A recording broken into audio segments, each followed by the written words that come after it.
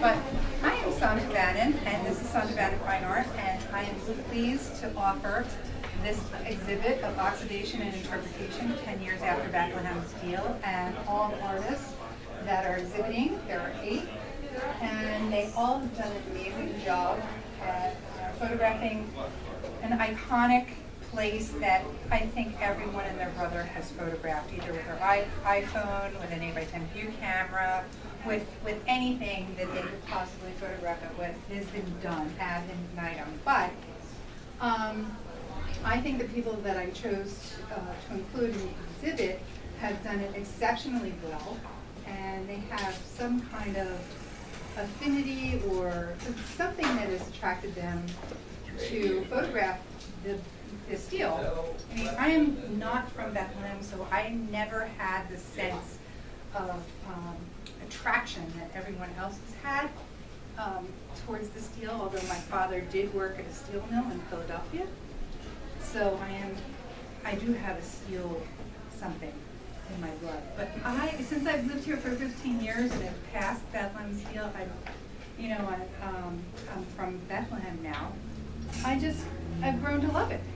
So, who wants to discuss their work first? Okay, David, since he's right there. Let's introduce David Ririck, who is also, he's on the board of the Banana Factory. Right, the visual arts board. The visual arts board. And let me direct your attention to some of his work. Right back here. When I was 18, I became a steel worker.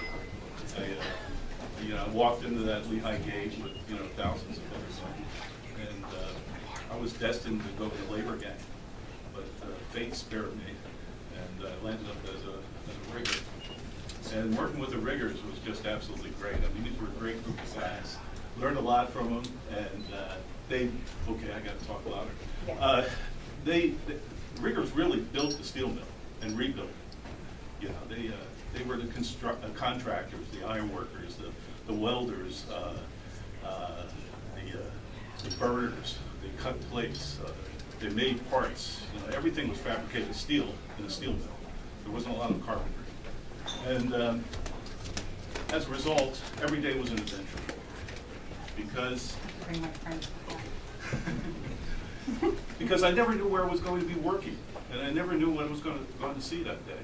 It was always a mystery, and in a way, that's why I like this photograph, because it sort of has a level of mystery and intrigue. It's like, well, really, what is it? It's a web of something, and where is it going? And it turns out that is a ladder leading to a crane. Overhead crane. And the riggers used to use those ladders a lot. They go up and they repair the rails on the crane run. They replace the feeder bars that power these huge electrical motors that drove the crane.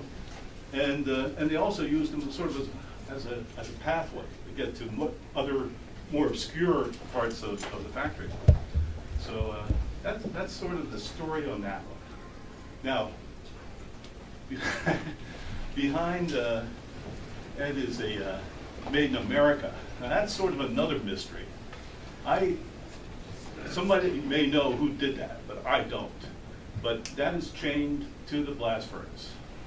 And it's an awesome piece of work. It's really a sculpture. And I suspect it was a rigger or an iron worker, because the riggers could use a torch the way a painter could use a brush. And somebody with a great hand with a torch, burnt that Made in America piece of steel out, and then somehow managed to get up there and chain it to the furnace. I mean, so you had to have somebody that had a lot of skill with working with steel, and also somebody that had a lot of strength and dexterity to climb and get up there and chain it in place. As far as I know, it's still there. I don't know. It's one of those things that you can't see from steel stacks. Maybe when they make the high line, you could walk by it and look up and find it. But it is there. It's on the skip car run. All these images were photographed after the plant had closed down. And Actually, the oldest one is the one you can't see from here, but it's this spring, Bethlehem Steel, and that was photographed in 2004. Actually, it was April 15th. It was tax day, I remember it. And I was in my van away. it's one of those images that, to me, suggests the rebirth of the brownfield, and it's looking up Founder's Way where Steel Stacks is today, and at that time. Bring it up here, so people don't have to break their necks. At that time, the sands didn't exist, the steel stacks didn't exist. It was just the beginning of what was happening here. Is that my 5 minutes? Pretty much.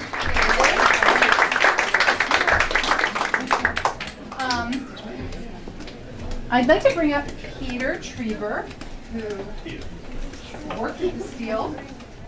He was, where's Peter? This is his book, and it is for sale. If anybody is interested, if you haven't had that, Peter was doing it. And, okay, you talk. Okay. I won't talk. I had to shoot the steel, but actually chose to work for the company to do it. Back in the 70s, I was working in New York City as a chief photographer for a company called International Nickel, which has a new name now. They were bought and sold like so many other companies have done. But as chief photographer there, I traveled around the country and around Canada, photographing mines and mills and things like that. But the company started moving divisions to Toronto, departments out of my New York office. We had 5 floors in our New York City office building. And the Canadians, who would put a lot of their retirement fund money into this company, started demanding that the board of directors move the company to Canada. But most of the facilities were in Canada, but their offices were here in the US where the company started. So started looking around and for work, and lo and behold, an ad pops up in the New York Times for a steel mill photographer, and I got the job. So from then on, I was shooting steel from every possible angle, from inside the coal mines to iron ore mines, up in helicopters, climbing up in bridges and tall buildings, and you name it. We're just all over the place. About half of those jobs were on company property at company mills, and the other half were in client or Bethlehem Steel customers' places, whether they're building an offshore drill rig in Houston or a skyscraper in Chicago. There were 6 full-time photographers in our department. There was 26 people overall, and we traveled continuously. And sometimes it was fly home Saturday morning, get new film, clean clothes, and back out on Sunday again, just constantly all over the place. But what happens when you start shooting a subject like the blast furnace? You're shooting many, many pictures, dozens, hundreds of pictures, and all of a sudden the magic moment happens, and that's the one that ends up in your portfolio or in a show or an exhibit or something. The blast furnace, for example, that picture's right behind the video camera. You only have about 30 seconds to make the picture. Once they tap the hole in the bottom of the furnace and the steel and the iron starts running out, the whole cast floor fills with smoke and dust, and that's it. You know, you're looking at orange fog then instead of a picture, and that's the way it goes. That picture literally took me 5 minutes. I went there for hours beforehand to case it, but in the end, I got there 5 minutes ahead, got into my spot to take the picture. Quick, I got 1 roll of film, and the last pictures were kind of crappy, and that was it. I was done. I was out of it. The other picture, which you can't see, which is facing the blast furnace shot, I call that flame cutting, and that's exactly what it was. It was at the press forge where they squeeze giant ingots into shape for generator shafts, propeller shafts, or hydraulic cylinders and various other things. But at some point, they have to cut what's called the sink head off of the forging. I don't know if you ever made a wax candle and you fill the mold with wax, and it caves in at the top when it cools, and you have to get rid of that. Well, it's the same thing with a giant ingot. The top part of the ingot is spoiled because it's got slag mixed in with it and possibly gas bubbles and things like that. And they cut it off with a long steel pipe and they blow pure oxygen through it. When the man starts, the pipe's maybe 25 feet long. And as soon as that pure oxygen hits the hot steel, it starts to burn, and then it becomes a cutting torch. And that kind of is a magic moment. And shooting for hours and hours and hours, bingo, there was a shot, which I don't think Bethlehem Steel ever published because it looked dangerous. And a lot of the stuff we did there was dangerous. So we had, the apartment was huge, the 13,000 square foot studio and labs and so forth. When it was new, Kodak used to bring people up from all over the country and tour them through our photo labs up there. And we're all sorry to see it go, but it went in 1983. One of the big economy jobs. Any questions? What happened to all the archives from all the shooting? That's a question you don't want to ask to too many people. In the late 80s, the art director in the advertising department was under pressure to economize. And one of the ways, and his art department was in charge of all the advertising and photography files. So in order to cut costs, he decided to send all the pictures from outlying plants to those plants. So the pictures from Sparrows Point were sent to Sparrows Point, Lackawanna to Lackawanna, Burns Harbor, and they went all over the place. So then they decided wasn't enough, so they threw out thousands and thousands of pictures. In the end, the Canal Museum got some of the real old stuff, the glass plates, and some of the other negatives, and the Industrial Museum supposedly has another hoard someplace in a warehouse.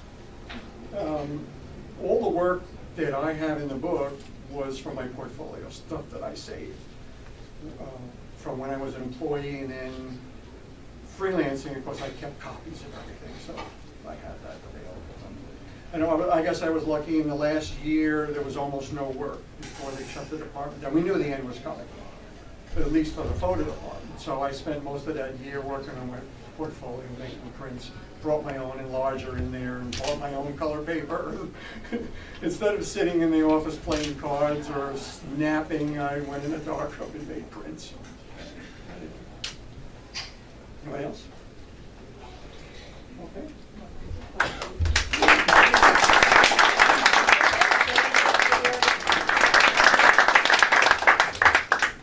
Okay, Bill. This is William Mauder. He is the Dean of something. Dean of the College of Visual and Performing Arts. There you go, at Kutztown University. So, you are on. Thank you, and thank you to Santa for inviting me to be in the show. So, I think we're all familiar with the iconic photograph, that Walker Evans photograph of Bethlehem Steel taken from up beyond the cemetery. And when I moved out here from New York to become the dean at Kutztown, I knew Bethlehem Steel, and I think at that point it was just closing. This was about 2000, or maybe it had just closed. And I think it was my first year here. The president of the university asked me, he said, well, I think Arts Quest is putting together a group to talk about what might happen at that facility, see if some other options might be available. And so he asked me to represent the university, which I did. So I participated in some of the early meetings of the group that Jeff Parks put together. And while at some point the university kind of backed out because we didn't have the funds to contribute to something, but it occurred to me, okay, the plant's shut down, and I'm really, as a photographer, interested in things that are disappearing. And this seems to be disappearing. Part of it had already disappeared, of course, but over time it was going to disappear. It'd be great to be able to go in and photograph. So I talked to Jeff, and Jeff told me the person to contact in the company that had just taken it over. His name I forget at this point. So I called him up, and it was a long series of back and forth conversations to get permission to go into, spend 3 or 4 days on the site to photograph. I had to sign a liability release, and they said, well, first day, I had a friend from Colorado who was very interested in kind of architectural photography. So so I invited him to join me. The first day, the security guards, we stopped at the security trailer, signed in. The security guards followed us around in a little white Jeep, and we took photographs. They weren't disruptive, but it was just a little disconcerting. But the second day, coming in to Hellertown or into Bethlehem, we stopped at the Dunkin' Donuts and got a big tray of donuts. And we stopped at the security trailer, and we walked in and signed the thing in, and they said, well, we'll be right with you. And we said, well, here's a big tray of donuts. And they said, oh, well, we don't need to follow you, so go ahead and enjoy yourself. So off we went, and the next 3 days we didn't have to have them around either. So it was a great opportunity to photograph Bethworks at that time. The top photograph over here is of the welfare room, one of the welfare rooms, which at that time, when we were photographing it, totally cold to the place, we didn't know what this stuff was for. It was very eerie. And there are different welfare rooms with different shaped holders. And all of them were all very weird, eerie, because we didn't know what they were for. Subsequently, we found out that, as you can see from the black and white photograph next to it, that the workers would come in and hang either their dirty or their clean clothes, put their keys in the basket, or maybe food. So it was kind of their lockers.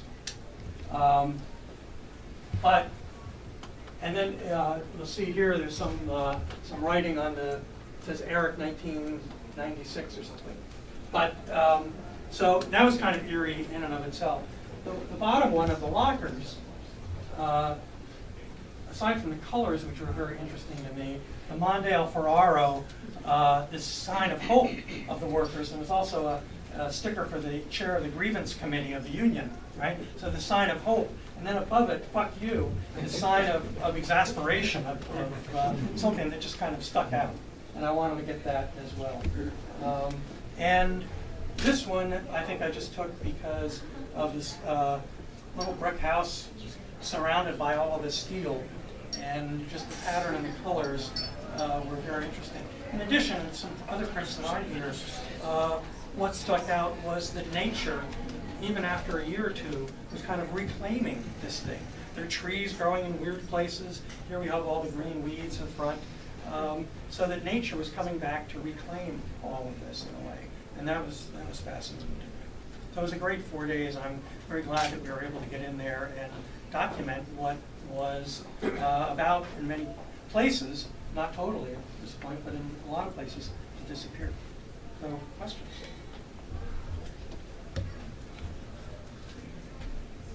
What was the reason for this police? Can you talk about how this is printed, what it's printed on? This is printed on metallic paper, Red River metallic paper. And I thought metallic was appropriate because it was a steel plant. I don't think a matte type of paper would work for it. So it's very glossy. I just think that it's really amazing. I love it. Yeah, I like the metallic as well. Some things it doesn't work for, but for this I think it does. Were you shooting digital at that time? Well, I can't recall now because I've scanned everything. Some of these were shot digitally and some were shot with 6x7. I think this was 6x7. I just enjoy this picture a lot. You really do. You have to get close to it to really appreciate it, but it pops because of the paper. Just, I just thought it was very weird how this little brick house surrounded by all this metal. And someone went to the trouble of constructing all these bricks and stick it in there. Yeah. Very feminine house. Very feminine house, yeah. So definitely stuck out. when I initially saw this on the monitor, I liked it, but when I saw it in person, I loved it. Oh, good, thank you. Thank you. It's one of my favorites. Any other questions? Oh, good, thank you.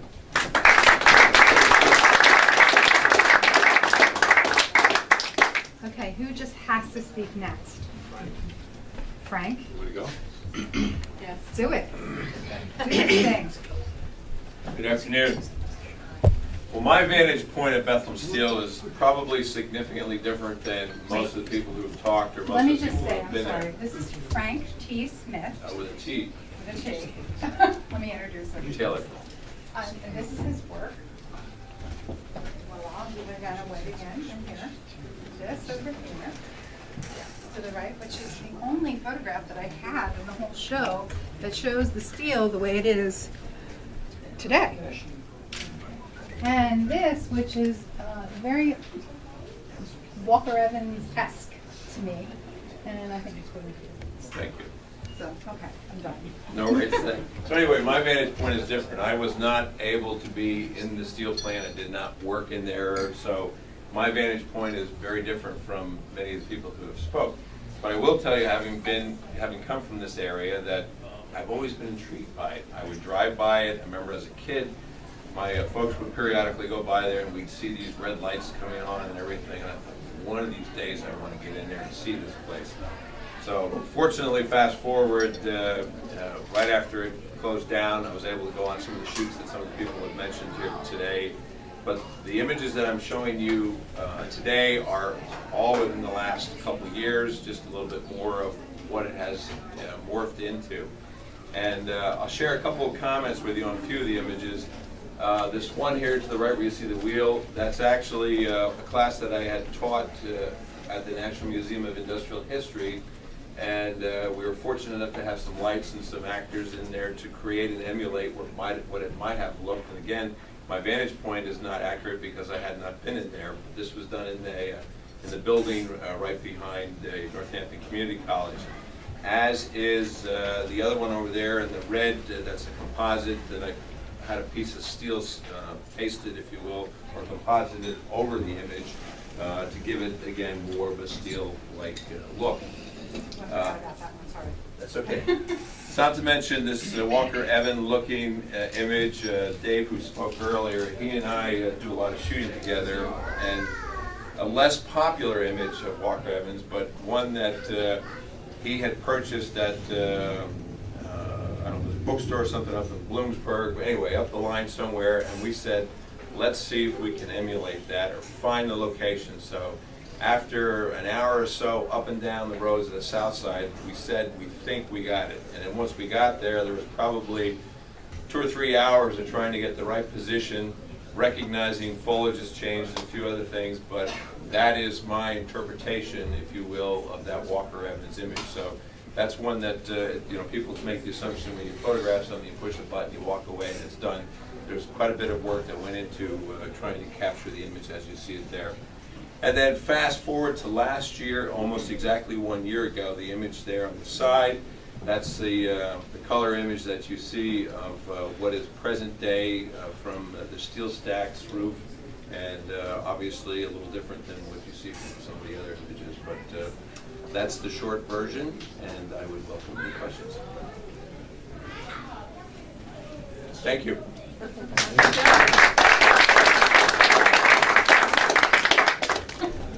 Good evening. How's everybody doing today? I'm Ed Laskin, or Edward Laskin. Just Sorry, call me this Ed. is Edward Laskin, Hi. and he also teaches here at the Banana Factory. Okay. That's okay. Go ahead. Large This is format his work photography. right here. So anyway, I have a very long history with this. Back in my childhood, my father was in the computer business. He was very interested in selling computer equipment to Bethlehem Steel, and over the years he forged friendships with these people, and I would hear all kinds of things about the machinery and this and that. And I was like, wow, it's absolutely fascinating. And it never really left my mind. Going fast forwarding to college, Moravian College, I had a double major in political science and fine arts. What a combination, right? And it was at my last year of Moravian College I really started getting into developing wet prints, photography, and I was very interested in touching on issues that are bigger than me, political issues, social issues, history, issues involving the community, and late issues of labor, the environment. And at that time I was filling out applications at graduate schools, and I was accepted to Pratt Institute. And I said, well, what am I going to do? What am I going to take pictures of? It's the first thing. And I just remember the days that I was at Moravian College on the south side. I would just keep on hearing that pounding and screeching. And you know, at that time when I was there, you know, I actually thought about making a painting of human forms twisting inside and actually composing the stacks themselves. I was thinking about the workers that physically created that means of production, that put their flesh into it, literally. And yeah, I followed the steps of Walker Evans. I walked up on the graveyard overlooking the blast furnaces. I took pictures of it, and I took it to my thesis professor. He said, "You got to go back." I kept on taking pictures, and picture after picture after picture, and I got everything was outside of the plant. You know, pictures of like over here you can see a child, children playing and looking at the interaction between the younger generation and a plant that was still functioning. And ultimately, I actually gained access into the plant by assuming the identity of a steelworker. I snuck in, I broke the law. You know, you do these things when you're going for your thesis. Like, I'm going to do anything to like break the mold. But one thing in particular that I remember greatly, this image over here, if you look at it, it's taken from Sand Island. Now, how many of you remember going there and you would hear all the noise and the hissing and the banging? I remember when I was there, it sounded like somebody was getting their gut punched in. It would be going. It was tremendous. At that time, it was shot with Tri-X film. This print has been digitally remastered in that I combined 3 photographic negatives of different fields of view to give you the resolution of a large format print. That's how I would do it today. So I got very interested in the people that worked there, and I had the opportunity to touch on to that. And it really didn't come into being until the later part of the 1990s, 1999 specifically. Now, how many of you remember Touchstone Theater's Steelbound, the Steel Festival? Okay, some of you do. All right, what it was a whole thing of poetry readings, art displays, and culminating in a theater production. It was jointly performed by Touchstone Theater and Cornerstone Theater of Los Angeles, Touchstone Theater of Bethlehem. And it was based on a play that was called Prometheus Bound. They called it Steel Bound. And those of you who remember your ancient history, you remember Prometheus, the giver of fire, and the consequences of that, you know, passing that on to mankind. And the steelworker was called Prometheus. And this was the community's way of addressing where we came from and where we're going to go. And you can see the shadow of what I call Prometheus, what was called Prometheus, on the wall of the old iron foundry building. He's actually standing on top of the steel ladle. And the whole production was about dealing with the past and moving into the future, and the whole thing was a struggle for him to get off of that ladle, only to discover at the end that the chains were made by himself. And he was struggling with the past and moving into the future. That was the point at which this community was really heartbroken about what happened with the loss of that industry and trying to move ahead. And that was the feeling I was getting with all this imagery that I had produced during the 1990s. I got the feeling that I was taking photographs of a dying patient. The grittiness of the imagery and the feeling of it, you know, would convey that foreshadowing. Now, during the production of Steelbound, and this is moving into the present day of what I'm doing right now, and this work that I'm going to talk about now is not on the walls, but I'm going to give you some idea of what it is. A lot of the cast members in this production were actual steelworkers. And they started telling stories, all kinds of things. Your jaw would just hit the ground. It was like unbelievable. And what did I do? I started taking pictures of these people. And I said to myself, you know, I got to get more of this. I have to get more of this. The art director at Touchstone Theater said, you know something, I have a name that you can contact to get more into the steelworker community and getting more material. His name is Bruce Ward. I don't know if any of you know Bruce. He has a studio at the Banana Factory. He was a rigger for 27 years. He's a videographer and a photographer. And we collaborated on interviewing people. I would do the portraits, and eventually we got more people involved, and it became the genesis that formed the organization called the Steelworkers Archives, which takes all of this material, the human history of people that worked at Bethlehem Steel, and creates a database and an opportunity for people to learn about the men and women that worked so hard and gave their lives. And this is something that I'm involved with even to this day. The thing that really strikes me about what I've done, I've stuck with it since 1989. I can see the timeline of, you know, when something was going all the way down to the way it looks today. And everybody's going to say, when's the book coming? I said, I'm working on it. But that's where I am right now. And you know, it's really an honor to have a part in this exhibition and to be able to convey what's been going through my mind with all this.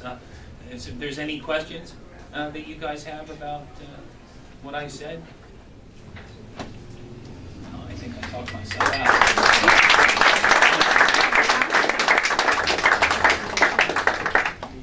Well, has everyone spoken? Because we have 3 people who are not here tonight because they're out of town. One of them is Theo Anderson. This is his work, and his work is over here in the center, right over there. And since I see Ricardo, perhaps Ricardo would like to speak for Theo, because you're friends. And because Theo's not here tonight, he's in Detroit, but he's going to be here next First Friday to speak for himself. Do you want to talk about his work? It's in the Lehigh University collection. Yeah, we got 475 images of the... This is Ricardo Vieira. Let me introduce Ricardo Vieira. You want to come up to the front? I don't really want to, but... I force him. Our good friend Ricardo here, Lehigh University. He is a man extraordinaire of their collection. Go ahead, what is your title exactly? Well, I don't know, but you know, I mean, I think that I am a professor of art and a curator, you know, director, curator, whatever that is. I love what I do, that's all.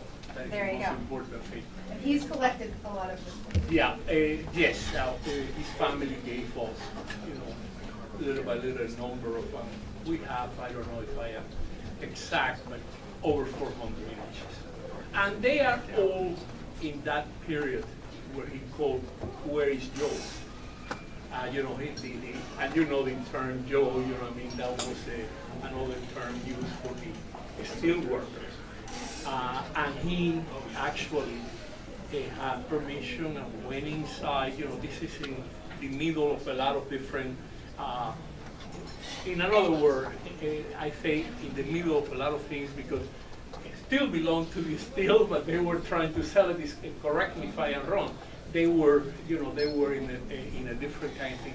And he went inside and he actually documented the decadence, you know, the real, that moment where everything was disappearing, you know, nature was actually taking action, and a lot of different, he documented the whole, most of, you know what I mean, to document the whole story he told, but he did an amazing job documenting that kind of a period where, and also he did a lot of works also with some of the steel workers, he photographed them. But his main thing and what we have at Lehigh have to do with that essence of the space, and so many people were part of their life, you know, were part of, you know, something that was really, that will never return. He was photographing memories. That is basically what he has done. He has photographed the memory of something that happened, but isn't there anymore, although there is a shadow of, and there are a lot of memory just in that. A different generation would see that different, you know, I mean, that essence of what that place used to be is not there anymore. But he were able to capture that. And the way, I think I am using the word documentary wrong. He is a creative documentary. He's a photographer. He's an artist. Therefore, I don't think he was documenting anything. He was creating with what, what the ambiance or the place, the sense of place was giving him. That is basically what he was doing. Well, while you're standing there, our other artists, Joseph Elliot. Steel. Okay. He is photographing out west, but he'll be here next month. Ricardo also curated an exhibit at Lehigh University of his work, so he's the perfect person to discuss it. Well, this is a different cup of tea. I mean, this is somebody who used a very large format camera, That is his piece. And this who also did a lot of very serious research with help, from help me out, the one who, there were a group of people who were very much involved in the history, and they actually were documenting. This was a time where the steel is still working. Was almost, getting out, but that is still, actually working. And using the large format and doing a lot of research. In essence, to me, Joe is an anthropologist. He is actually an archaeology and discovering, and he's very much interested and has done a lot of work in actual industry. That is what he worked on. And the way that he did this was they are exquisite. These prints are incredibly exquisite. But he worked that with two historians and actually making, as a matter of fact, if you don't mind, I would like to put the credit, people that I am trying to remember their names, but they are actually here. Lance Metz, who is a historian who had a very large collection in Humor Park. He is a real historian of the Bethlehem, steel company, and also he's an American historian, industrial historian. That is what Lance is all about. They got other people actually, helping and working in that project. This was a and the byproduct of this, as you can see, and I am very pleased, also to be part of that, because we did, a large exhibit of his work at Lehigh. Then maybe instead of me rambling, if you have any specific question, if I got the answer, I will be able to do it, but if not, I pass. We just love to hear you ramble, though. It's Okay. very enjoyable. Any question? No. Okay, well, thank you very much. Thank you very much.